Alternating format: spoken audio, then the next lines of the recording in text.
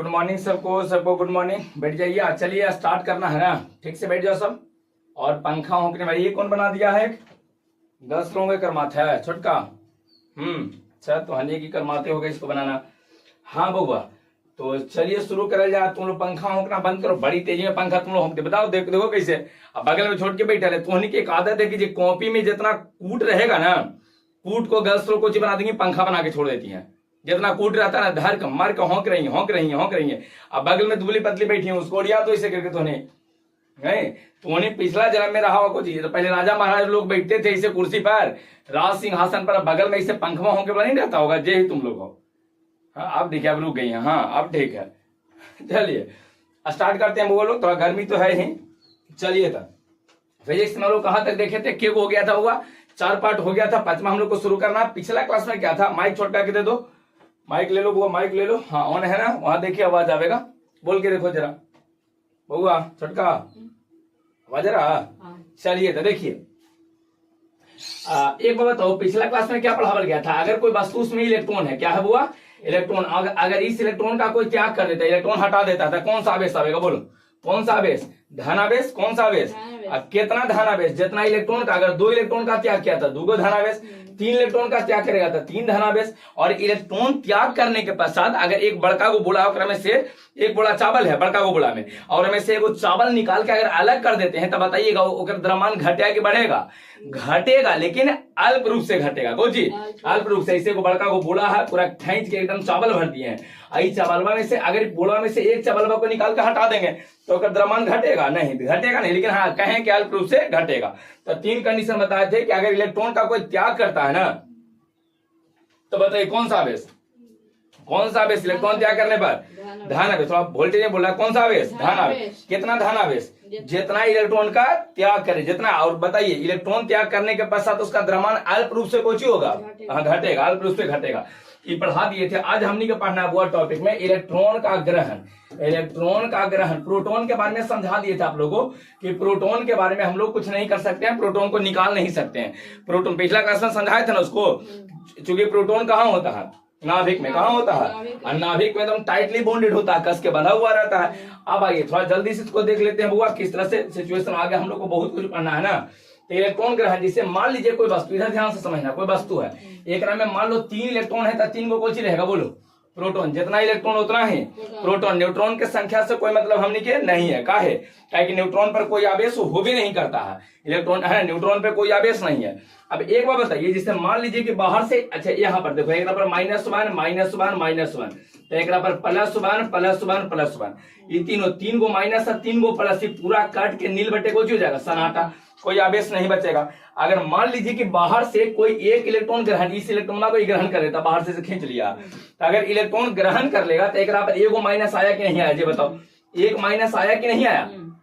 बताइए, अगर 1 इलेक्ट्रॉन ग्रहण किया तो 1 माइनस आया, एक और इलेक्ट्रॉन ग्रहण कर लेगा तो 2 माइनस, एक और इलेक्ट्रॉन ग्रहण करेगा तो क्या माइनस? 3 माइनस।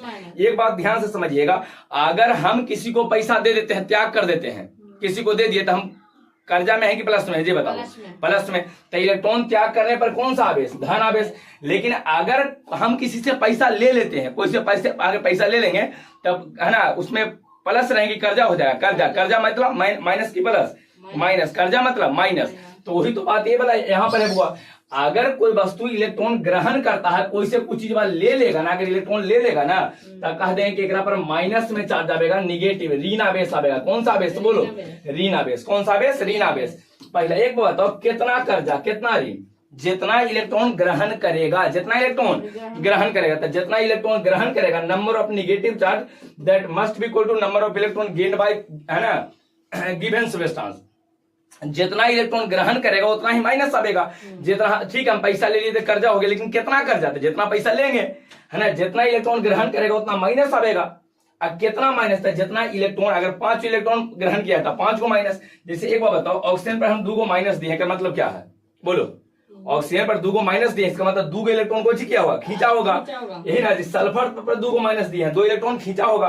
फ्लोरीन पर 1 को माइनस दिया, मतलब 1 इलेक्ट्रॉन खींचा होगा। फास्फोरस पर 4 को माइनस दिया, मतलब 4 इलेक्ट्रॉन ही खींच लिया होगा। किसी पर माइनस चार्ज आने का यही मतलब होता हुआ कि इलेक्ट्रॉन ग्रहण किया है। ये ध्यान रखिएगा, इसको दिमाग में सेट कर लीजिए कि इलेक्ट्रॉन ग्रहण किया होगा। क्लियर है? तो चलिए, अगर इलेक्ट्रॉन ग्रहण करेगा तब कौन आवेश, बोलते जाओ, इलेक्ट्रॉन ग्रहण करेगा तब ऋण आवेश। कौन सा आवेश, कितना ऋण आवेश, जितना इलेक्ट्रॉन ग्रहण करे। और इलेक्ट्रॉन ग्रहण करने के बाद उसका द्रव्यमान बता सकते हो। जिससे मान लीजिए कि एक बोरा चावल है अभी, ठीक है, एकदम ठैंच के भरल है, पूरा एकदम ठैंच के, इसे एक बोरा चावल को जी किए हैं, भर लिए हैं। अब बाहर गिरल में से एक चावल लेके एक में दे देंगे, एक अभी ग्रहण किया है, एक चावल ले लिया, तो इसका द्रव्यमान बढ़ेगा कि घटेगा, बढ़ेगा, लेकिन हाँ बढ़ेगा, लेकिन अल्प रूप से। अभी थोड़े कि वो चावल दे दिया तो 20 किलो बढ़ जाएगा, ऐसा नहीं है, अल्प रूप से बढ़ेगा। तो इसका जो द्रव्यमान होगा ना वो थर्ड में, इसका द्रव्यमान जो है, तीसरा यहाँ पॉइंट लिख रहे हैं कि इसका जो द्रव्यमान होगा, द्रव्यमान वो अल्प रूप से कुछ होगा, इंक्रीज करेगा, बढ़ेगा। किसी को कोई दिक्कत है तो एक बार बताओ, इलेक्ट्रॉन त्याग करे पर 3 कंडीशन और इलेक्ट्रॉन ग्रहण करे पर भी 3 कंडीशन। ग्रहण में पहला कौन सा आवेश, ग्रहण, ऋण आवेश। कौन सा आवेश, कितना ऋण आवेश, जितना इलेक्ट्रॉन ग्रहण करेगा उतना ही ऋण आवेश, जितना इलेक्ट्रॉन ग्रहण करेगा उतना ही कुछ ऋण आवेश। और एक बात और बताइए, इलेक्ट्रॉन ग्रहण करने के पश्चात इलेक्ट्रॉन अगर ग्रहण करेगा तो उसका द्रव्यमान घटेगा कि बढ़ेगा, जी बताओ, अल्प रूप से बढ़ेगा। तो 2 कंडीशन यहाँ पर आपको हम बता दिए हैं। एक बताए थे इलेक्ट्रॉन का त्याग, इधर देखो जल्दी से, इलेक्ट्रॉन का कोची, एक बताए हैं बुआ कि इलेक्ट्रॉन बाहर है ना ग्रहण किया। बोलो, इलेक्ट्रॉन त्याग करेगा तो कौन सा आवेश, प्लस की माइनस, प्लस धन आवेश। इलेक्ट्रॉन ग्रहण करेगा ऋण आवेश। कितना धन आवेश, बोलो कितना, नंबर ऑफ पॉजिटिव चार्ज, बोलो कितना धन आवेश, तो जितना इलेक्ट्रॉन त्याग करेगा। और कितना ऋण आवेश, तो जितना इलेक्ट्रॉन ग्रहण करेगा, जितना इलेक्ट्रॉन। अच्छा एक बात बताओ, यहाँ द्रव्यमान घटेगा कि बढ़ेगा, जी बताओ। अल्प रूप से कुछ बाहर निकाला है तो अल्प रूप से कुछ होगा, बट हम पॉकेट में पैसा ले रहे हैं, कोई के दे दिए कि लो, तो तन में द्रव्यमान कुछ हो जाएगा, घट जाएगा। तो अल्प रूप से कुछ होगा, अल्प रूप से बोलेंगे, अल्प रूप से कुछ होगा, घटेगा। यहाँ द्रव्यमान अल्प रूप से कुछ होगा, अल्प रूप से बढ़ेगा, अल्प रूप से बढ़ेगा। यहाँ तक में किसी को कोई दिक्कत है तो बोलो, समझ में आया। यहाँ एक बड़ी फेमस क्वेश्चन है, उसको हम ऑब्जेक्टिव में करवा देंगे, लेकिन अभी इसको समझ लीजिए। जिससे मान लीजिए, ध्यान से देखो, इधर समझो, अगर कोई पे धन आवेश है तो बताओ का द्रव्यमान घटा होगा बढ़ा होगा, धन है प्लस है, धन है तो धन है, मतलब इलेक्ट्रॉन त्याग किया कि ग्रहण किया है, बोलो त्याग, तो त्याग है तो अल्प रूप से कुछ होगा, घटेगा, अल्प रूप से घटेगा। अच्छा अगर कोई पर ऋण आवेश है, मतलब इलेक्ट्रॉन को किया है ग्रहण, इलेक्ट्रॉन को ग्रहण करेगा तो उसका आवेश, सॉरी उसका द्रव्यमान अल्प रूप से कुछ होगा, बढ़ेगा। तो अगर कहेगा कि धन आवेशित है, धन आवेशित प्लस है, तो धन आवेशित मतलब त्याग किया है तो उसका द्रव्यमान घटेगा, समझ में आया। अगर कोई ऋण आवेशित है, मतलब वो अपना में इलेक्ट्रॉन खींचा होगा, खींचा होगा, इसका मतलब उसका कुछ होगा, द्रव्यमान बढ़ेगा, समझ में आया। लेकिन अगर धन आवेशित और ऋण आवेशित ना बोल के केवल कह दे कि वस्तु आवेशित है, तो अगर आवेशित होगा ना तो उसका घटेगा भी और बढ़ेगा भी, ध्यान रखिएगा। बड़ी इंपोर्टेंट लाइन यहां समझाए हैं, ध्यान रखिएगा। बोलो अगर कोई धन आवेशित है, बोलो प्लस से कोई बात, तो धन मतलब हाँ इलेक्ट्रॉन अपना से बाहर निकाला होगा तो अल्प रूप से कुछ होगा। अच्छा ऋण आवेशित मतलब इलेक्ट्रॉन खींचा होगा तो उसका द्रव्यमान कुछ होगा, बढ़ेगा। लेकिन आवेशित बोला है तो आवेशित कहेगा मतलब ना कि चाहे तो प्लस या माइनस दोनों। आवेशित से आपको क्या समझ में आ रहा है कि प्लस है कि माइनस है, दोनों हो सकता है, चाहे धन आवेशित हो सकता है चाहे ऋण आवेशित हो सकता है। तो अगर धन आवेशित कहेगा तो द्रव्यमान घटेगा, चूंकि निकाल दिया बाहर। ऋण आवेशित मतलब ग्रहण किया होगा तब बढ़ेगा। लेकिन आवेशित बोला है बुआ, यहां बोला है कि आवेशित है, तो आवेशित कहने का मतलब है कुछ द्रव्यमान जो है, तुम लोग है ना समझो उसको। आवेशित कहने का मतलब क्या बताइए, बिल्कुल आवेशित कहे तो मतलब यही है कि चाहे तो धन आवेशित है चाहे तो ऋण आवेशित। अगर धन आवेशित कहे तो घटेगा, ऋण आवेशित तो बढ़ेगा। केवल आवेशित बोला मतलब धन भी बोल सकता है, ऋण भी, तब बढ़ भी सकता है और घट भी सकता है, तो दोनों कंडीशन हो सकता है। किसी को इतना में कोई दिक्कत नहीं है, ये पूरा का पूरा कंडीशन सबको समझ में आ गया है, क्लियर है वो लोग, क्लियर है, क्लियर है। गर्मी तो बहुत लग रहा होगा, बहुत गर्मी है ना, गर्मी है तो क्या तो पढ़ना पड़ेगा, है ना, कोई उपाय है नहीं, पंखा तो चल ही रहा है ना। चलिए अब आ जाते हैं वो लोग, चलिए यहां तक में कोई दिक्कत नहीं। अब हम लोग एक टॉपिक पढ़ना है, दो वस्तुओं के बीच घर्षण, ध्यान से सुनिएगा, है ना, फ्रिक्शन बिटवीन टू ऑब्जेक्ट, दो वस्तु है ना, दो वस्तुओं के बीच क्या पढ़ना है, बोलो घर्षण, घर्षण, दो वस्तुओं के बीच घर्षण, ये पढ़ना, घर्षण पढ़ना भी दो वस्तु के बीच। एक वस्तु यहाँ पर है बुआ, एक वस्तु यहाँ, ध्यान से समझो, के वस्तु लिए हैं, बोलो के वस्तु, दो वस्तु है, और दो वस्तु के बीच क्या करवाना है, बोलो घर्षण। दो वस्तु के बीच क्या करवाना है, घर्षण करवाना। देखिए एक वस्तु यहाँ पर ले लिए हैं एक वस्तु यहाँ पर है और दोनों वस्तुओं के बीच क्या करवाएंगे? घर्षण करवाते हैं। समझो बुआ अब पर हाँ चलिए देखिए, जब दो वस्तु के बीच घर्षण करावेंगे ना वो दो वस्तु के बीच, आप खुद सोचिए कि अगर दो वस्तु के बीच घर्षण करवाते हैं तो कोची कोची होगा? बोलो कोची कोची होगा? ऐसे हाथ रगड़ के चलो देखो तो जब हाथ रगड़िएगा तो सबसे पहले उष्मा उत्पन्न होगा कि नहीं होगा? बोलो उष्मा उत्पन्न होगा। बिल्कुल। ताप में अंतर, पहले ठंडा बाद में कुछ हो जाएगा गर्म, तो ताप में कुछ हुआ, ताप में अंतर आ जाएगा। बिल्कुल ताप में अंतर आएगा। और कुछ होगा? बोलो और कुछ होगा? देखो सुनाई दिया? कुछ सुनाई दिया? आवाज आवाज सुनाई दे रहा तुम लोग को? हाँ, ध्वनि उत्पन्न होता है। कोई ध्वनि उत्पन्न होगा, ध्वनि उत्पन्न होगा नहीं। और बताइए क्या होगा? द्रव्यमान में अंतर, कोई एगो ईंट लीजिए, ईंटवा में धर के कस के चढ़ा के रगड़ दीजिए, तो जैसी रगड़िएगा ना तो इसका कुछ सीधा टूट के हटेगा, अलग होगा, तो इसका द्रव्यमान घटे बढ़ेगा कि नहीं बढ़ेगा? अगर सट गया तो बढ़ जाएगा, टूट गया तो कुछ हो जाएगा, घट जाएगा। तो द्रव्यमान में अंतर आएगा। द्रव्यमान में कुछ होगा? बोलो द्रव्यमान में अंतर। द्रव्यमान में तो बताइए क्या चीजें होता है? अगर दो वस्तु के बीच घर्षण कराते हैं तो बोलते जाइए क्या चीजें? चार के गो चार। पहला बोलो हाँ, सबसे पहले उष्मा उत्पन्न होगा। कुछ होगा? उष्मा उत्पन्न। पहला बोलो उष्मा उत्पन्न। दूसरा ताप में कुछ होगा? अंतर। तापमान पहले ठंडा रहेगा, जिससे इसको हीट है ना, हाथ रगड़िएगा गर्म हो जाएगा। इसके बाद बोलो क्या उत्पन्न होगा? ध्वनि। जैसे ऐसे आप ऐसे घर्षण किया सुना होगा ना, ध्वनि।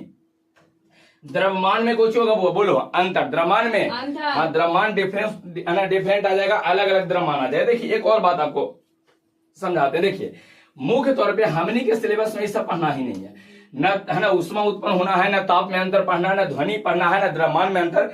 हम लोग को पढ़ना है कि जब दो वस्तुओं के बीच घर्षण करवाते हैं ऐसे, तो इलेक्ट्रॉन पहला वस्तु से दूसरा में जाता है या दूसरा वस्तु से पहला में आता है, यही हमने के पढ़ना है।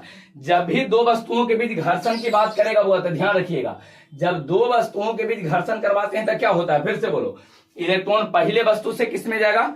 दूसरा में। पहला वस्तु से दूसरा में, पहला से दूसरा में, चाहे इलेक्ट्रॉन दूसरा से किरा में जाएगा। पहले ऐसे अभी यहाँ पर रखल है ना, अब कोशिश करते हैं दोनों वस्तुओं को यहाँ लिया है, ऐसे करके दोनों को यहाँ है, इसको भी यहाँ लिया है, और दोनों का आपस में इसे धर के बड़ी देर तक रगड़े हैं, रगड़ के अलगे कर दिए लोग। यहाँ पर बीच में कुछ हो रहा? बोलो घर्षण। बीच में कुछ हो रहा? पहले दोनों पर कोई आवेश नहीं हुआ, एक पर आवेश क्यू। आवेश को किससे शुद्ध करते हैं? क्यू से। और क्यू बराबर 0 सी मतलब कूलम। ऐसा मात्रा कुछ होता है आवेश का, ऐसा मात्रा कूलम। एक पर कोई आवेश नहीं है, एकरो पर कोई आवेश नहीं, भी 0 कूलम है, वो तो दोनों पर कोई आवेश नहीं है। और आवेश का 0 होना इस बात को दर्शाता है कि दोनों अनावेशित वस्तु है। कौन सी है? एक होता है वस्तु आवेशित है, एगो अनावेशित। आवेशित वस्तु क्या कहेंगे? वो वैसी वस्तु जेकरा पर कोई आवेश होता है, प्लस माइनस में कोई आवेश आ जाएगा ना, तो उसको आवेशित वस्तु बोलेंगे। कुछ बोलेंगे आवेशित वस्तु नहीं। और जेकरा पर कोई आवेश नहीं आवेगा और कुछ बोलेंगे अनावेशित वस्तु। एकरा पर पहले कोई आवेश है नहीं, तो कौन सी वस्तु है? अनावेशित वस्तु, अनावेशित वस्तु। और दोनों के बीच में यहाँ घर्षण करवाए हैं। कुछ करवाए हैं? तो जैसी घर्षण करवाइएगा, ध्यान से सुनो, जब घर्षण करवाएंगे तब बहुत सारा कंडीशन होगा। पहला में क्या? उष्मा उत्पन्न होगा, ताप में अंतर हो जाएगा जो अभी समझा रहे थे, नहीं द्रव्यमान जैसे तैसे हो जाएगा, ध्वनि उत्पन्न हो जाएगा। लेकिन उससे एक महत्वपूर्ण बात होता है, और क्या चीजवा की, जब दो वस्तु के बीच घर्षण करवाते हैं तो इलेक्ट्रॉन पहला वस्तु से दूसरा में जाता है। पहला से किस में जाएगा? दूसरा में। चाहे तो इलेक्ट्रॉन दूसरा से पहला में भी आ सकता है, ध्यान रखिएगा। चाहे तो पहिलका से दूसरा में जाएगा, चाहे दूसरा से पहला में आएगा। नहीं तब पूछा जाए कि बताइए जब दो वस्तुओं के बीच घर्षण करवाते हैं तो क्या होता है? तो सीधे कहना है कि जब दो वस्तुओं के बीच घर्षण कराया जाता है तो इलेक्ट्रॉन पहले वस्तु से दूसरे वस्तु में, इलेक्ट्रॉन पहले वस्तु से दूसरे वस्तु में, या इलेक्ट्रॉन दूसरे वस्तु से पहले वस्तु में जाता है ना, या इलेक्ट्रॉन दूसरे वस्तु से पहले वस्तु। यहाँ तक में किसी को कोई दिक्कत है? ये पूरा बात सबको क्लियर है? तो जब दो वस्तुओं के बीच घर्षण कराया जाता है तो इलेक्ट्रॉन पहले वस्तु से किस में जाएगा? दूसरा में, चाहे दूसरे वस्तु से पहले में। देखिए हम समझाने के लिए कोई एक एक कंडीशन लेके हम समझा देते हैं, कोई एक कंडीशन, चाहे तो पहला से दूसरा समझा देते हैं या दूसरा से पहला। बोलो वो पहला से दूसरा में समझा दे कि दूसरा से पहला। इस बार गर्ल्स लोग बोलेंगे, आप लोग आवाज यहाँ पहुंच नहीं पाएगा, लेकिन फिर भी बोलिए। हाँ पहला से दूसरा लेके, हाँ पहला से दूसरा। इनको कहा कि सर ऐसा कीजिए ना कि पहला से दूसरे वस्तु ले लिया, यहाँ दूसरा का वस्तु ली है, पहले का वस्तु है। अच्छा इनको कहना है सर एन से एन, ऐसा बोलो के इलेक्ट्रॉन लेके जाए। ठीक है कि इलेक्ट्रॉन जब घर्षण करवाएंगे तो इलेक्ट्रॉन पहला से दूसरा जाएगा या दूसरा से पहला? कितना इलेक्ट्रॉन बोलो? के इलेक्ट्रॉन। हाँ 5 को। चलिए कहा सर 5 इलेक्ट्रॉन लेके जाए। एक बात बताओ, ध्यान से समझ, इधर देखना। हाँ। जब पहला वस्तु से इलेक्ट्रॉन दूसरा में गया, मतलब पहला वस्तु इलेक्ट्रॉन का कुछ किया, त्याग। अरे पहला वस्तु को किया त्याग। पहला से दूसरा में जाएगा मतलब कुछ है कि पहला त्याग किया, दूसरा को किया ग्रहण। तब पहले का जितना इलेक्ट्रॉन का त्याग करेगा, दूसरा का उस सब के सभी इलेक्ट्रॉन का ग्रहण कर लेगा। तब बोलो पहला वस्तु के इलेक्ट्रॉन का त्याग किया है, 5 वस्तु के। अगर कोई इलेक्ट्रॉन का त्याग करता है तो पर धन आवेश आता है। अगर हम किसी को पैसा दे दिए तो हम कहेंगे कर्जा में है, कुछ ही बोलेंगे था, प्लस में है, कुछ ही बोलेंगे। तो एक बार बताओ, पहले का 5 इलेक्ट्रॉन अपना दे दिया था, कुछ ही कहेगा कि हम कर्जा है कि प्लस है, ऐसे कहेगा हम प्लस में है। तब प्लस में है तो बोलो हुआ पहला वस्तु पर कौन सा आवेश आएगा, प्लस। के गो प्लस, बोलो के गो प्लस, 5 गो। जितना इलेक्ट्रॉन त्याग करता है उतना ही ओकरा पर आवेगा प्लस, जितना इलेक्ट्रॉन का त्याग करेगा उतना प्लस आवेगा। क्लियर है? अब आइए एक बार बताओ, जिस 5 इलेक्ट्रॉन का त्याग किया वही 5 इलेक्ट्रॉन तो ग्रहण कर लिया है। तो बेचारा जब ग्रहण कर लेता कहेगा कि देखिए हम कर्जा में आ गए हैं, कुछ में आ गए हैं। कोई अगर इलेक्ट्रॉन त्याग पैसा कोई ले लेगा तो कहेगा कि कर्जा में आ गए हैं कि नहीं, तो कहेगा कि हम कर्जा में आए हैं। तो कर्जा में आया है तो ठीक है, कितना कर्जा में आए हो बउआ, तो कहेगा कि देखिए 5 इलेक्ट्रॉन लिए थे तो 5 गो कर्जा में है। तब 5 1 2 3 4 5 गो माइनस हो गया। तो एक बार बताओ हुआ, घर्षण के बारे में कुछ लिखेंगे, ध्यान से समझना। घर्षण के बारे में पहला वर्ड लिखेंगे कि जब दो वस्तुओं के बीच घर्षण कराया जाता है तो इलेक्ट्रॉन पहले वस्तु से दूसरे वस्तु में या इलेक्ट्रॉन दूसरे वस्तु से पहले वस्तु में जाता है। पहला कंडीशन याद हुआ, पहला कुछ याद हुआ, बोलो। जब दो वस्तुओं के बीच घर्षण कराते हैं तो इलेक्ट्रॉन पहले वस्तु से या दूसरे वस्तु से। जो वस्तु इलेक्ट्रॉन का त्याग करता है ओकरा पर कौन आवेश, बोलो धन आवेश। और जो ग्रहण किया ओकरा पर कौन आवेश, कितना धन आवेश, बोलो। जितना इलेक्ट्रॉन 5 इलेक्ट्रॉन का त्याग किया था 5 गो धन आवेश, 10 इलेक्ट्रॉन त्याग करेगा तो 10 गो धन आवेश, 100 इलेक्ट्रॉन त्याग करेगा तो 100 गो धन आवेश। और जो वस्तु इलेक्ट्रॉन ग्रहण करता है ओकरा पर ऋण आवेश आवेगा। कौन सा आवेश आवेगा, बोलो ऋण आवेश आवेगा। क्लियर है? अच्छा, इलेक्ट्रॉन त्याग करने के बाद एक द्रव्यमान घटे कि बढ़ेगा। अगर कोई इलेक्ट्रॉन त्याग करता है, कोई के दे दिया तो कुछ होगा, बोलो हल्का फुल्का घटेगा, अल्प रूप से इसका घटेगा, इसका अल्प रूप से बढ़ेगा। एक छोटा सा कंडीशन और आ गया, समझो। एकरा पर के गो प्लस आया था, बोलो 5 गो प्लस आया। एकरा पर के गो माइनस आया, बोलो 5 गो माइनस। 5 गो प्लस 5 गो माइनस। अब एक बात जरा ध्यान से सुना इस बात को, देखो वो घर्षण के बाद, लास्ट पॉइंट समझा रहे घर्षण में। घर्षण के बाद दोनों वस्तु पर समान आवेश क्या लगे गए, बोलो समान क्या लगे, समान। एकरो पर 5 और एकरो पर 5। अगर 6 इलेक्ट्रॉन त्याग करता है एकरा पर प्लस में 6 तो एकरा पर माइनस में 6।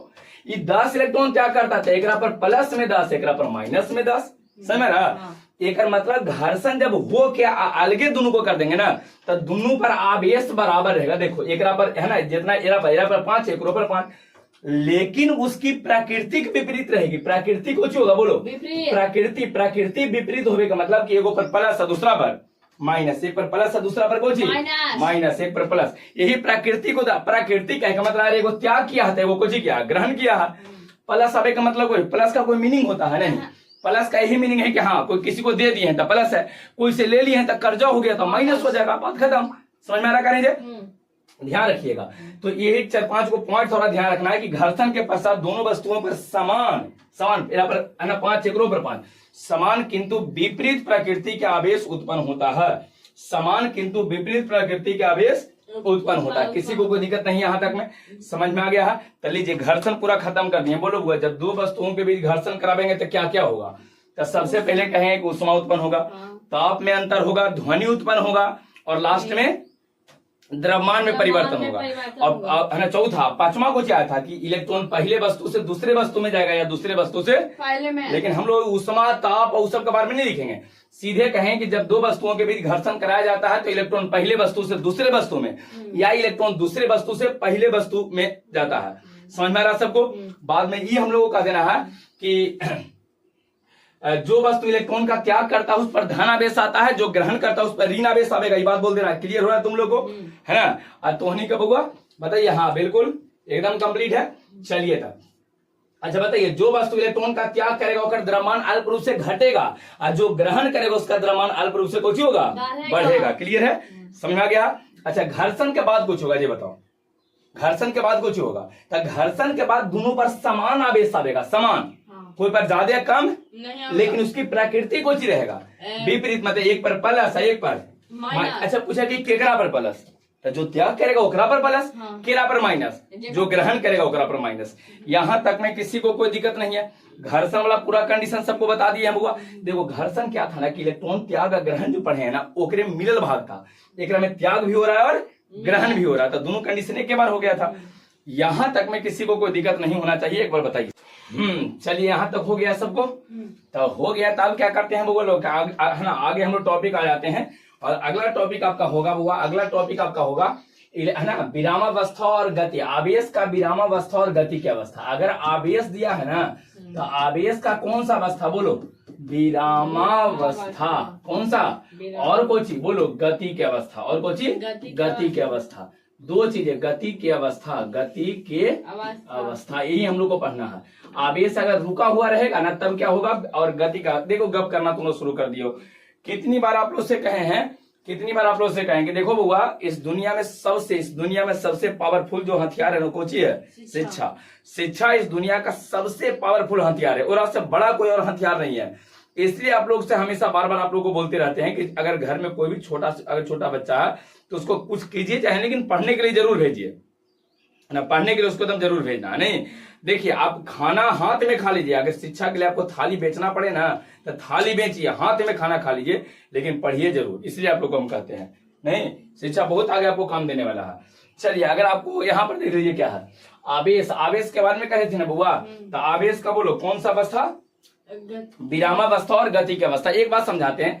अच्छा, विरामावस्था मतलब आवेश को रोक के रखना, आवेश को बुझिए रुका हुआ आवेश रहेगा, और है ना, और गति की अवस्था मतलब आवेश जो है दौड़ना शुरू कर देगा। आप कहोगे सर इस चैप्टर में तो शुरू में कहते हैं कि आवेश विरामावस्था में रहेगा, बिल्कुल आवेश विरामावस्था में रहेगा, लेकिन आवेश के बारे में जब हम लोग पढ़ते हैं ना तो कुछ रोक के भी पढ़ लेते हैं, थोड़ा बहुत गति करवा के भी पढ़ लेते हैं। हालांकि गति वाला चीज इस चैप्टर में है नहीं, ये चीबा आगे आपको एक चैप्टर विद्युत चुंबकीय तरंग मिलेगा ना, वहां पर पढ़ना है, लेकिन फिर भी कुछ चीजें हम नोट में समझा देते हैं, ध्यान से सुनना होगा। सबसे पहले आवेश के देखिए, अगर कोई आवेश है, अगर बुआ कोई आवेश है ना, अगर कहीं आपको पता चल गया कि आवेश को सूचित किससे करते हैं, आवेश को किससे सूचित करते हैं, क्यू से, छोटकी है चाहे कोई चीज बड़ के। अगर कोई आवेश आपको दिया है बुआ, जिससे यहाँ कोई क्यू आवेश आपको दे रहे हैं, तो एकदम कंफर्म रहिए, दिमाग में एकदम सेट कर लीजिए कि उसके चारों पट्टियों को ऐसे क्षेत्र बनल रहेगा, चारों पट्टियों को कोई रहेगा ऐसे, को चारों पट्टियों का क्षेत्र बनल रहता है। जैसे चुंबक देखो तुम लोग, चुंबक ऐसे, चुंबकवा के नजदीक कोई दोसर चुंबक है और हम इसे चुंबक लिए हैं, इस चुंबकवा को एक नजदीक ऐसे लेके जाइएगा ना, तो चाहे तो आकर्षण है चाहे तो विकर्षण, आकर्षण या विकर्षण मतलब बल लगता है कि नहीं लगता है। हम यहाँ रखेंगे तो बल लगेगा, नहीं लगेगा, यहाँ रखेंगे तो बल लगेगा, नहीं, यहाँ रखेंगे तो यहाँ नहीं, यहाँ हाँ, यही नजदीक लावेंगे तो कुछ होता है, बल लगता है। बल क्यों लगता है थोड़ा ध्यान से समझिएगा। जो चुंबक होता है ना बुआ, एक चारों पट्टी को ऐसे क्षेत्र बना रहता है, दिखेगा नहीं, वो दिखता नहीं है क्षेत्र बा, वो एरिया अपना बना के उतना में रख ले, हाँ एक अंदर अगर कोई आया तो समझ जाना सीधे, ऐसे करके वो बने रहता है। बात कैसे समझ में आया तुम लोग को, समझ में आ रहा, वो एरिया को बना के रखने रहता है, और वो एरिया को दिखेगा नहीं कभी सर, अगर होता है तो दिखता ना कहीं। जैसे मान लीजिए घर में चूहा बिलार जो झुंडर कुछ मर जा, ठीक है, अब बड़ी दिन तक आप देखने नहीं किए मरल है, तब महकेगा कि नहीं महकेगा। तो अगर यहाँ पर चीज मरा हुआ है तब महकता है तो आपको दिखता, वो महक राजा दिखेगा, महकबा कर दिखता है कि नहीं दिखता है, दिखता है। नाली के पास से गुजर जाते हैं, थोड़ा सा बदबू आता है तो बदबुआ दिखेगा कि नलिया दिखेगा, तो ये बदबू जो है बुआ, महकता जो देखिए सेंटवा जो होता है एकदम खराब वो दिखेगा नहीं। तो उसी तरह से चुंबक के चारों ओर एक एरिया होता है, क्षेत्र होता है, उस क्षेत्र में आपको दिखेगा नहीं। चुंबक के चारों ओर के क्षेत्र को चुंबकीय क्षेत्र कहते हैं। कौन सा क्षेत्र, चुंबकीय क्षेत्र, याद रहेगा, चुंबकीय क्षेत्र। इस क्षेत्र को हम लोग चुंबकीय क्षेत्र कहते हैं, कुछ बोलते हैं चुंबकीय क्षेत्र कहते हैं। चुंबक के चारों ओर कौन सा क्षेत्र होता है, चुंबकीय क्षेत्र होता है, याद रहेगा सबको। इसको इधर हम लिख देते हैं, थोड़ा सा देख लीजिए, यहाँ ही मान लो चुंबक है, कुछ हुआ बोलो, चुंबक मैग्नेट है, मैग्नेट के चारों ओर जो क्षेत्र रहेगा, चारों पट्टी से क्षेत्र बनेगा, कौन सा क्षेत्र होगा बोलो, चुंबकीय, कोची चुंबकीय क्षेत्र। कौन सा क्षेत्र है, चुंबकीय क्षेत्र, याद रहेगा सबको, चुंबकीय क्षेत्र होगा। चुंबकीय क्षेत्र को बी या बी वेक्टर से सूचित करते हैं, देखते जाओ इधर, बी चाहे किससे बोलो, बी वेक्टर, बी चाहे किससे, बी वेक्टर से, याद रखना से। चुंबकीय क्षेत्र को तो ध्यान रखिएगा, चुंबक के चारों ओर के क्षेत्र को कुछ बोलते हैं, चुंबकीय क्षेत्र। चुंबक के चारों ओर के क्षेत्र को चुंबकीय क्षेत्र कहते हैं, सूचित किससे करेंगे, बी वेक्टर से, याद रहेगा सबको। चलिए अच्छा ये वो बताओ, ये तो चुंबकीय क्षेत्र है, इतना जो हम क्षेत्रवाई से बना है चारों पट्टी, कौन सा क्षेत्र है, चुंबकीय क्षेत्र। बाहर वाला जो भाग होता है उसको अनंत कहते हैं। चुंबकीय क्षेत्र इतना है ना, एक रात छोड़ के अब बाहर के जो क्षेत्र बच जाएगा, ये बाहर जितना बच रहा उस सबके सब अनंत कहलाता है, कुछ कहलाता है। उसी तरह से अगर कभी आपको आवेश दे दिया है बुआ, कभी अगर आपको कुछ दे दिया है आवेश अगर है ना, तो इसमें कुछ हो या ना हो, जैसे चुंबक में कुछ हो या ना हो, चुंबक के चारों ओर कौन सा क्षेत्र, चुंबकीय क्षेत्र। उसी तरह से आवेश में कुछ हो या ना हो, अगर कहीं आवेश रखल है तो एकदम कन्फर्म रहो ना कि ओकर चारों ओर एक क्षेत्र होता है जिसका नाम देते हैं विद्युतीय क्षेत्र। कोची बउआ बोलो, विद्युतीय क्षेत्र बोलते हैं, एकरा विद्युतीय क्षेत्र बोलते हैं। याद हुआ? हाँ बताओ हुआ। आवेश के चारों ओर कौन सा क्षेत्र, विद्युतीय क्षेत्र। आवेश के चारों ओर कौन सा क्षेत्र, विद्युतीय क्षेत्र। याद रहेगा। विद्युतीय क्षेत्र को हम लोग सूचित करते हैं ई से या चाहे ई वेक्टर से। बोलते जाओ किससे, ई वेक्टर, ई से या चाहे ई वेक्टर से। चुंबकीय क्षेत्र को किससे सूचित किए थे, याद है कि भुला गया है? चुंबकीय क्षेत्र को किससे सूचित किए थे, बी से या चाहे बी वेक्टर से, बी चाहे बी वेक्टर। यहाँ देखो एरो दिए, वेक्टर पढ़ा जाता है, बी या बी वेक्टर से। विद्युतीय क्षेत्र को किससे सूचित करते हैं, ई चाहे ई वेक्टर से। एक बार बताइए, चुंबकीय क्षेत्र यहाँ था, ये चुंबकीय क्षेत्र था ना बुआ, चुंबकीय क्षेत्र के बाहर वाला भाग क्या कहलाएगा, तो विद्युतीय क्षेत्र के बाहर जो इधर, ये तो विद्युतीय क्षेत्र हो गया चारों पार्टी, एक बाहर जितना बचल उस सबके सबको जी कहलाएगा, बोलो अनंत। याद हुआ है? तो लो बुआ एक कंडीशन सबको समझाए, बड़ी इंपॉर्टेंट ये है, ध्यान से समझना है। खाली ये एक तो समझना है हम लोग को, बाद में तो चीजें बड़ी आसान हो ही जाएगा। एक बार बताइए, चुंबक के चारों ओर कौन सा क्षेत्र, चुंबक के चारों ओर कौन सा क्षेत्र, चुंबकीय क्षेत्र। कौन सा, चुंबकीय क्षेत्र को सूचित किससे करते हैं, बी चाहे बी वेक्टर, बी चाहे बी वेक्टर। थोड़ा लगता है आवाज तुमको कम हो रहा, थोड़ा सा माइक छीन जाएगा लगता है। नहीं असलो, ठीक से बैठो पहले, तुम एकल्ले बैठा देते हैं तो हम कैसे पसर के बैठ जाते हो, ऐसे करके लग रहा है पूरा हमरे जगह ये है। नहीं वैसे नहीं बैठना, हाँ क्लास में बैठो जिससे बैठना, आराम से बैठो उसको पहले। हाँ ठीक है। बताइए सबसे पहले समझना, चुंबक के चारों ओर कौन सा क्षेत्र, चुंबकीय क्षेत्र। चुंबकीय क्षेत्र को सूचित किससे करेंगे, बी चाहे किससे, बी वेक्टर से। याद हुआ? बताइए आवेश के चारों ओर कौन सा क्षेत्र, विद्युतीय क्षेत्र। कौन सा, विद्युतीय। याद रहेगा, विद्युतीय क्षेत्र। आवेश के चारों ओर कौन सा क्षेत्र, विद्युतीय। अब एक बात और देखो बुआ, आवेश को सूचित विद्युतीय क्षेत्र को सूचित किससे करते हैं, ई चाहे ई वेक्टर से। विद्युतीय क्षेत्र या चुंबकीय क्षेत्र को छोड़कर बाहर जो बचेगा और नाम कुछ अनंत। नाम क्या देते हैं, अनंत। यहां तक में कोई दिक्कत नहीं है। अच्छा एक बात और बताइए, अगर इस चुंबकवा को हम उठा लें यहां से बुआ, यहाँ मत, यहाँ ना रखें, ठीक है, यहाँ चुंबकवा को हम ऐसे उठा लेते हैं, ध्यान से देखना। चुंबकवा को उठा के हम इन्ने यहाँ लेके चला है, यहाँ।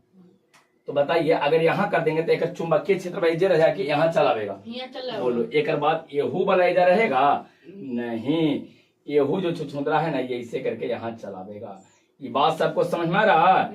जहां जाएगा चुंबक उधर चुंबक। अब यहाँ चुंबक था तो यहाँ चुंबकीय क्षेत्र है, जैसे उन्हें उन्हें लेके जाएंगे तो चुंबकीय क्षेत्र घासा कोने चल जाएगा। उसी तरह से एक बात बताइए, अगर विद्युतीय क्षेत्र है ना, आवेश यहाँ पर है ना, क्यों आवेश यहाँ पर है, देख लो क्यों आवेश यहाँ पर है, आवेश यहाँ पर है, वो आवेश यहाँ है, क्यू। कौन सा, क्यू।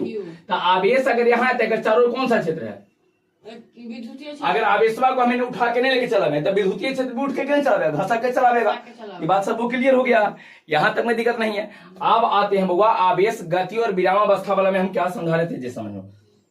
दो चीजें सबको समझ में आ गया, विद्युतीय क्षेत्र कौन सा क्षेत्र, चुंबकीय क्षेत्र। अब देखिए क्या बताते हैं, अगर कोई आवेश बुआ, अगर कोई आवेश विरामावस्था में हो, रुका हुआ रहे, कौन चीज, अगर रुका हुआ रहेगा ना, इसे केवल रुकल है, दौड़ नहीं रहा, तो एक चारों ओर खाली विद्युतीय क्षेत्र होता है, बस केवल विद्युतीय क्षेत्र रहेगा।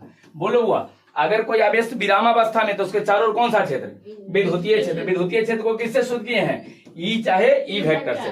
अगर कोई आवेश रुकल है ना, रुकल है, आवेश है कि नहीं ये बताओ, अरे आवेश है कि नहीं है, तो आवेश है तो चारों कौन सा क्षेत्र, विद्युतीय रहेगा, एकदम निश्चित विद्युतीय रहेगा। वो आवेश तुम रोको, गति कराओ, दौड़ा के उन्हें कन्हों लेके जाओ ना, विद्युतीय क्षेत्रों का चारों पट्टी रहबे करेगा। समझ में आ रहा, करें चूहा भी मर जाएगा तो अगर दिन उठा के लेकर जाएंगे स्मेल तो उधर भी जीत जाएगा। बात समझ में आ रहा, तो ध्यान रखिएगा आवेश के चारों कौन सा क्षेत्र होता है, आवेश के चारों। अगर कोई आवेश रुका हुआ है, विरामावस्था में है तो कौन सा क्षेत्र, केवल विद्युतीय, केवल विद्युतीय। अगर रुकल है ना तो केवल विद्युतीय। लेकिन अगर गति करेगा ना वो गति करेगा तो ध्यान रखिएगा ओकरा चारों ओर विद्युतीय क्षेत्र भी आ जाएगा, अब प्लस में चुंबकीय क्षेत्र भी आ जाएगा। बड़ी इंपॉर्टेंट लाइन है, इधर से क्वेश्चन आपको बिहार बोर्ड में दिया है, बोर्ड एग्जाम में इससे क्वेश्चन आपको पूछता है ना, हर एक बोर्ड एग्जाम में देता है, जो ये बोर्ड एग्जाम है ना उस सब में देता है कि अगर कोई गतिशील आवेश क्या उत्पन्न करता है, बोलो गति में है तब विद्युतीय। अच्छा एक बार बताओ, आवेश है कि नहीं है? हाँ। आवेश है, और ये आवेशवा को जी कर रहा है, गति कर रहा है, भी वेग से दौड़ल जा रहा है। तो अगर गति करेगा तो पहले तो आवेश है, तो आवेश है तब विद्युतीय रहेगा, लेकिन गति के कारण चुंबकीय क्षेत्र भी उत्पन्न हो जाता है। अब कहोगे सर गति के कारण चुंबकीय क्षेत्र काहे उत्पन्न होता है, तो एक कंडीशन आपको बाद में मिलेगा पढ़ने के लिए, जब चुंबकीय क्षेत्र पढ़ावेंगे ना वहां पर। अभी हमने के गति के बारे में तो पढ़ना है नहीं, केवल कुछ बेसिक क्वेश्चन यहाँ पर देता और हम समझा रहे हैं, है ना। जब चुंबकीय क्षेत्र पे आएगा तो हम डिटेल में अगर कहानी समझावेंगे कि क्या है नहीं है, काहे उत्पन्न होता है। अभी समझो, अगर बोलो केवल, अच्छा रुका हुआ है, केवल विद्युतीय, रुका हुआ है, केवल विद्युतीय क्षेत्र, केवल अगर गति कर रहा, विद्युतीय और चुंबकीय दोनों गति कर रहा। अब देखिए विद्युतीय और चुंबकीय दोनों, वहां जो ऑप्शन दिया क्वेश्चन कहा था कि बताइए गतिशील आवेश क्या उत्पन्न करता है। ऑप्शन विद्युतीय क्षेत्र, केवल विद्युतीय क्षेत्र, केवल चुंबकीय क्षेत्र, विद्युत चुंबकीय क्षेत्र, इनमें से कोई नहीं।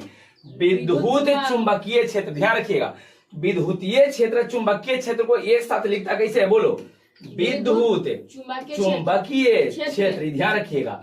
विद्युत चुंबकीय क्षेत्र एक रखा है, विद्युतीय क्षेत्र और चुंबकीय क्षेत्र को एक साथ मिला के विद्युत चुंबकीय क्षेत्र कहा जाता है, ध्यान रखिएगा। यहां तक में किसी को कोई दिक्कत है तो बोलो, यहां तक में कोई परेशानी है? पूरा कंडीशन सबको याद हो गया है, सारी चीजें क्लियर है। पहले को बताओ, अगर कोई आवेश विरामावस्था में है, पहला विरामावस्था में है, केवल विद्युतीय क्षेत्र। अगर कोई गति कर रहा, गतिशील आवेश क्या उत्पन्न करेगा, विद्युतीय क्षेत्र और चुंबकीय क्षेत्र दोनों। अब विद्युतीय क्षेत्र चुंबकीय क्षेत्र दोनों को जोड़ के कुछ बोलते हैं विद्युत चुंबकीय क्षेत्र, विद्युत चुंबकीय। यहां तक में दिक्कत नहीं है। अब थोड़ा सा एक बात आपको और समझाते हैं। देखिए जो गति वाला कंडीशन होता है ना वो दो तरह से होता है। अगर कोई आवेश जैसे गति कर रहा है ना तो उसका गति जो होगा ना ये दो टाइप के होगा। गति के टाइप का होगा, बोलो दो टाइप के इसका गति होता है। एक जो गति इसका होगा, एक जो गति होगा ना वो एक गति होगा एक समान वेग से गति करेगा। मतलब उसका अगर 5 से दौड़ रहा है ना तो हमेशा 5 रहेगा। ऐसे हाथ में ले लिया, आप 5 मीटर पर सेकंड से दौड़ना शुरू किए और हमेशा वो 5 मीटर पर सेकंड से दौड़ रहा, उसका वेग बदल नहीं रहा। 5 मीटर पर सेकंड से दौड़ रहा तो हमेशा कितना है, बोलो 5 मीटर, हमेशा 5 है ना, 5 से ज्यादा है ना 5 से कम। जैसे पृथ्वी सूर्य के चारों ओर को जी कर रहा, चक्कर करता, कभी ज्यादा कभी कम हो जाता है। कभी पृथ्वी ऐसे चक्कर लगा रहा, मान लीजिए यहाँ पर सूर्य है, आइया हो गया पृथ्वी को जी, कौन है पृथ्वी को जी कर रहा है, इस सूर्य के चारों ओर ऐसे चक्कर लगा रहा। और चक्कर लगाते उसको लगता है कि अब आराम करते हैं, थोड़ा देर रुक जाते हैं, उसके बाद जाएंगे नहीं, फिर फास्ट हो गया, फिर स्लो हो गया, फिर फास्ट हो गया, ऐसे नहीं, एकदम एक समान वेग से इसे गति करा, कहीं ज्यादा या कहीं कम नहीं, तो उसको एक समान वेग बोलते हैं। कोई बोलते हैं, बोलो एक समान। तो अगर कभी ठीक है गति करेगा तो गति करने पर कौन कौन क्षेत्र, बोलो विद्युतीय और चुंबकीय। लेकिन अगर उसकी गति एक समान हो जाए ना तो ध्यान रखिए केवल विद्युतीय और चुंबकीय ही रह जाता है, केवल विद्युतीय प्लस चुंबकीय क्षेत्र होता है बस। विद्युतीय प्लस कौन सा क्षेत्र, बोलो चुंबकीय क्षेत्र। याद रखना विद्युतीय और चुंबकीय, याद रहेगा सबको। अगर एक समान वेग से गति कराता है विद्युतीय और चुंबकीय, लेकिन अगर उसका वेग बदले असमान वेग हो जाए, असमान वेग हो जाता है ना, अगर असमान वेग हो जाए ना तो विद्युतीय और चुंबकीय तो उत्पन्न कर रहा है, चूंकि गति कर रहा है कि नहीं कर रहा है, जी पहले बताओ गति कर रहा है कि नहीं। और अगर कोई आवेश गति करता है तब विद्युतीय चुंबकीय दोनों रहेगा। यहाँ पर भी तो गति कर ही रहा है, लेकिन गति वगैरह असमान है। मतलब कभी ज्यादा वेग से, जैसे आप गाड़ी कैसे चलाते हो, तो जब गाड़ी बाइक को क्या कोई भी गाड़ी आप चलाते हैं तो देखते हो कि रास्ता एकदम साफ सुथरा है, धाई से हम पार कर जाते हो। देखिए कि थोड़ा सा भीड़ भड़का है तो थोड़ा सा स्लो हो जाते हैं, तो समय के साथ वेग कुछ होता बदलता है, कभी ज्यादा कभी कम, कभी ज्यादा कभी, तो उसको बोलते हैं असमान वेग, कुछ बोलेंगे। और असमान वेग, कोई आवेश अगर असमान वेग से गति कर रहा है कि नहीं कर रहा, तो कर रहा है मतलब कुछ होगा, बोलो विद्युतीय क्षेत्र और बोलो विद्युतीय क्षेत्र के बाद चुंबकीय का है, चुंबकीय का है कि गति कर रहा तब विद्युतीय चुंबकीय दोनों। लेकिन असमान वेग रहेगा ना तब विद्युतीय और चुंबकीय क्षेत्र के साथ साथ एक विशेष प्रकार के तरंग भी उत्पन्न करता है। एक विशेष प्रकार के कुछ तरंग, जिस तरंग का नाम देते हैं विद्युत चुंबकीय तरंग। याद करो बउआ, इस तरंग का नाम क्या देते हैं? विद्युत चुंबकीय तरंग। इसके लिए मोस्ट इंपोर्टेंट क्वेश्चन है, एक चैप्टर ही आपको दिया है पढ़ने के लिए। ये चैप्टर पूरा का पूरा एक, आप लोग का हम क्वेश्चन समझ रहे हैं, एकदम गप मत करो, हम समझा देंगे, एकदम हल्ला मत कीजिए। आप समझ रहे हैं कि सर इससे गति करने पर क्यों विद्युतीय चुंबकीय क्यों, आज समान वेग से गति करता है तो उसमें तरंग क्यों उत्पन्न होता है, ये चीजें हम समझाते हैं। आप इंतजार करो ना, कहा इसके लिए एक चैप्टर क्यों दिया होगा पढ़ने के लिए, है दिया तो है एक चैप्टर, पूरा चुंबकीय क्षेत्र में इस पे चैप्टर पढ़ाने वाले हैं। आप इंतजार तो थोड़ा सा करो, है ना, इंतजार को। एक बार बताइए, आप लोग को आज तक पढ़ाने जो कोई दिक्कत हुआ है? ऐसा लगा कि कोई भुला के दिखा दो जितना पढ़ा दिए, भूलते हो? नहीं भूलते हो। रिपीट, हाँ बसरते रिपीट करते रहना, नहीं भूलते हो। जब उसको पढ़ावेंगे तभी नहीं भूलोगे। आज तक कोई कंफ्यूजन हो भी दिए तो नहीं के नहीं, कुछ भी चीज पढ़ाए तो ऐसा लगा कि सर समझ में नहीं आया।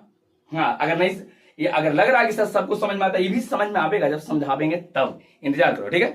चलिए अब एक बार बताइए, ध्यान से सुनो। वो आप कहाँ चल गया? हाँ यहाँ पर कहा, समझिए हम लोग कहाँ थे।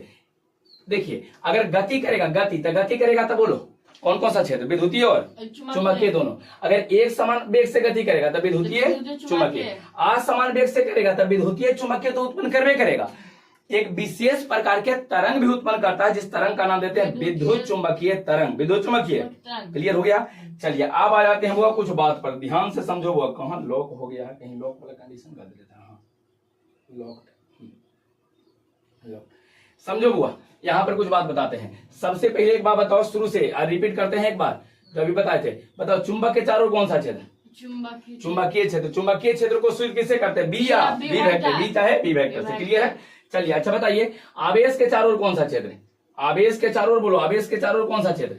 आवेश के चारों ओर कौन सा क्षेत्र? आवेश विद्युतीय, आवेश के चारों ओर विद्युतीय, आवेश के चारों ओर विद्युतीय क्षेत्र को ई चाहे ई वेक्टर से याद रखिएगा। बाहर वाला भाग क्या कहलाता है?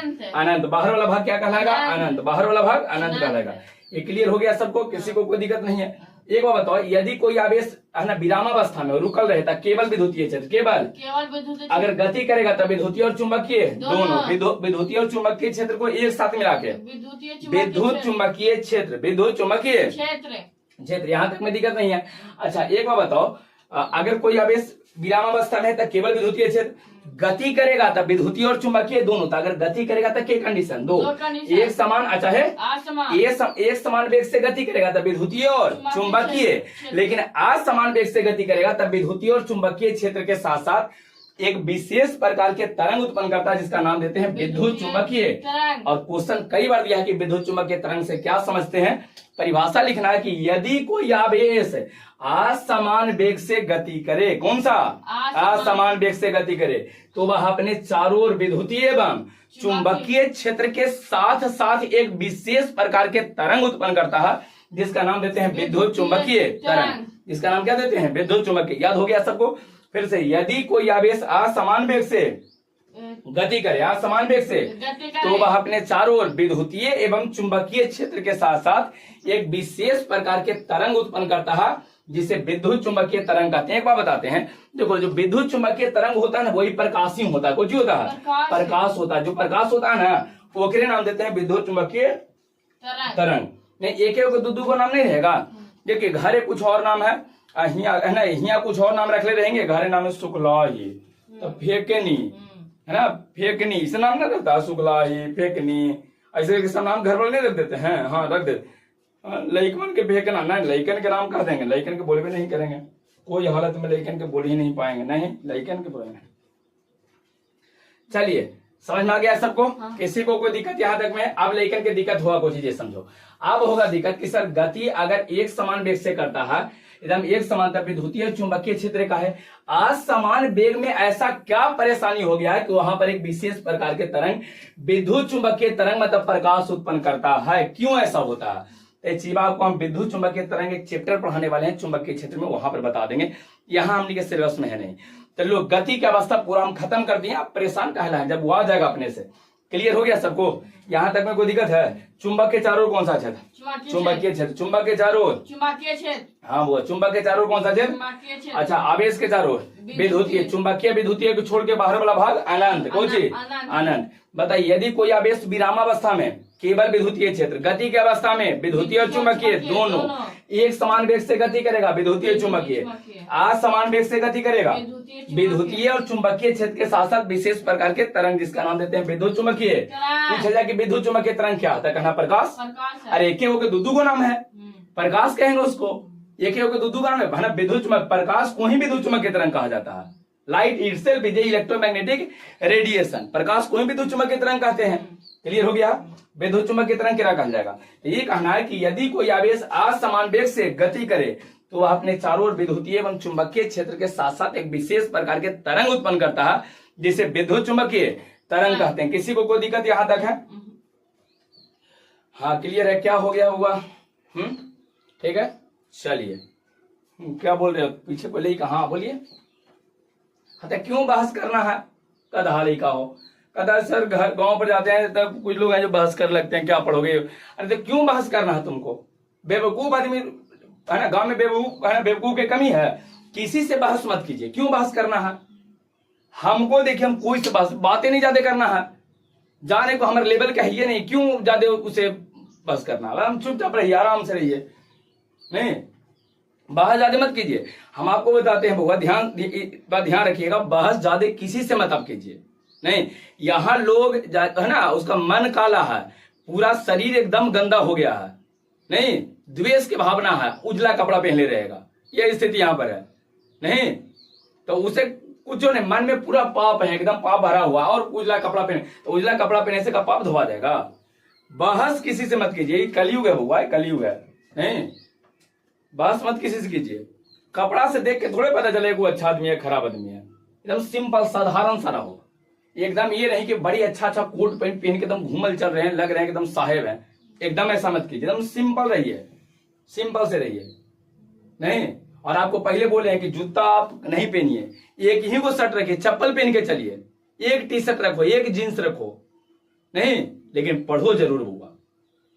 जिस दिन हो जाएगा पूरा दम उस दिन पहनना, अभी कौन जरूरी है? पढ़ाई बहुत ज्यादा जरूरी है। ठीक है, चलिए यहां तक में किसी को कोई दिक्कत नहीं है? चलो रहे दे बुआ, छोड़ देते हैं। नेक्स्ट अगले क्लास से हम लोग देखते हैं, थोड़ा सा रिपीटेशन पीछे वाला करते रहिएगा। नोट्स आपको भेज ही रहे हैं, टेलीग्राम पे आप ऐड हो जाइएगा, पूरे क्लास का नोट्स आपको मिल जाता है। जिसको दिक्कत है अपना मैसेज करेगा, नंबर डिस्क्रिप्शन बॉक्स में दे ही दिए हैं, और अगर नंबर में दिक्कत है तो यहाँ पर लिख देते हैं। ठीक है, ये नंबर है आपका, इसी पे आप मैसेज कीजिएगा कि सर हमको नोट्स नहीं मिल रहा है, टेलीग्राम पे ऐड कैसे हो गए, सब बतावा है पहले, तो आप ऐड हो जाइएगा, वहां सब कुछ आपको मिल जाएगा। ठीक है, चलिए।